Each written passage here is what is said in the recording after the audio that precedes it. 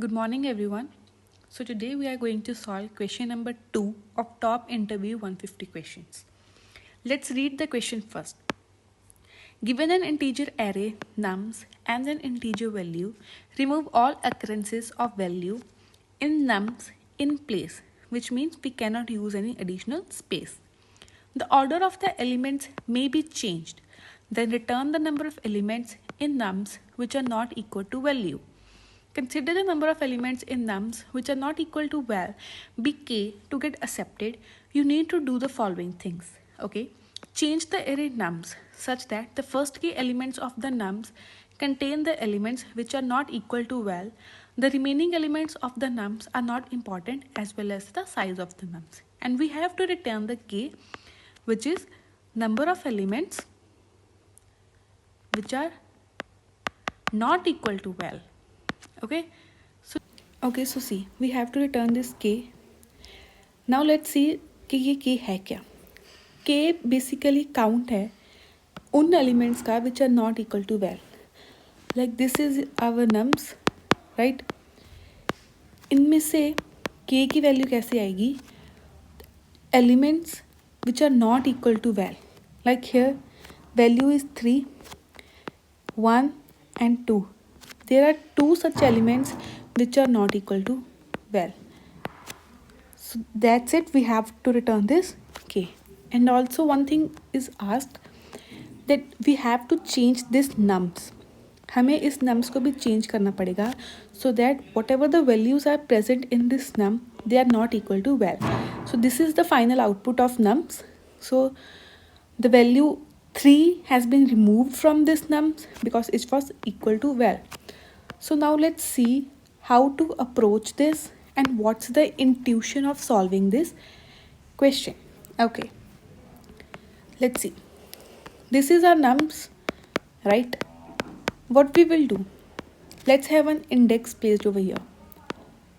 Okay, and we will run one loop like from I, which will be initially at 0, and it will be less than obviously nums.length, because we have to traverse each and every index of the array. Okay, initially our I is at here. Okay, now we will check if the element at I, if the element of nums at I, if it is not equal to value, then it can stay, else remove, right? This is our basic approach. Now let's see how to execute it. Now 3 is equal to 3. That means we do not need this in our array. Therefore, we will not update our index. It will be here only at 0. Okay. Now, I will go here. Now what we will check again, that if nums at I is not equal to val, which is true, 2 is not equal to 3. Now what we will do, whatever the element is at nums at I, we will place it at nums of index. Like, okay. So what we will do, whatever the element is at I, we will place it at idx index. Like nums of idx now will become whatever nums of I was. Okay.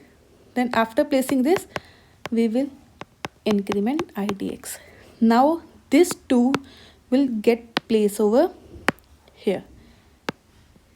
This will become 2 and idx will came over here. Okay. Again this I will come here, and again we will check if nums of I is not equal to val, which is true. Then what we will do, whatever element is here at nums at I, we will place it at idx index. So this 2 now will come here. Got it? Then I will go here. We will check again if nums of I, which is 3, it is equal to val.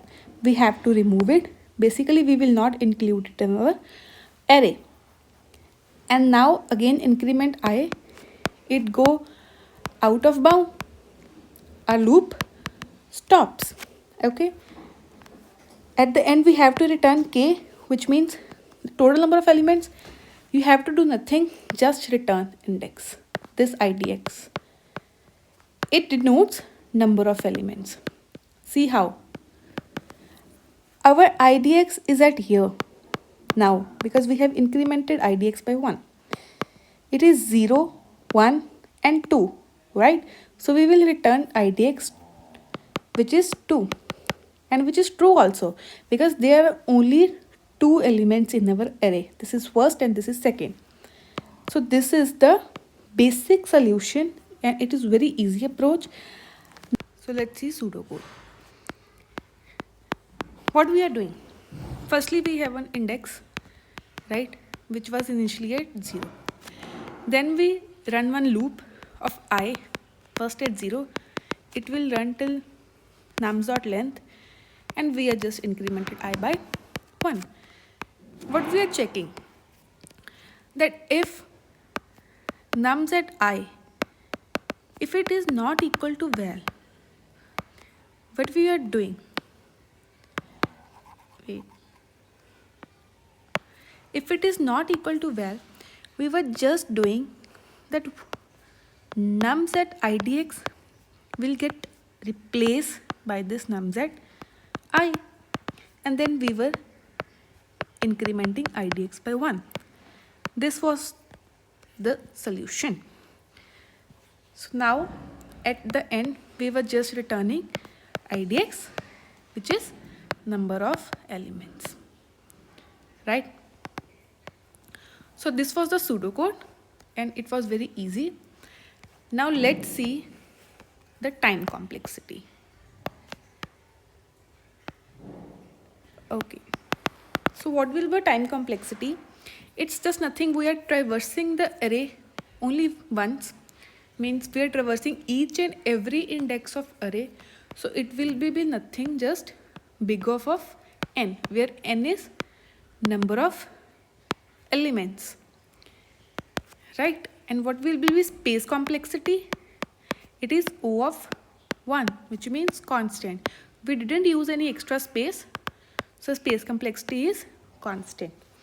I hope you have got the solution, and if you like the video, please hit that like button and subscribe for more questions. Thank you.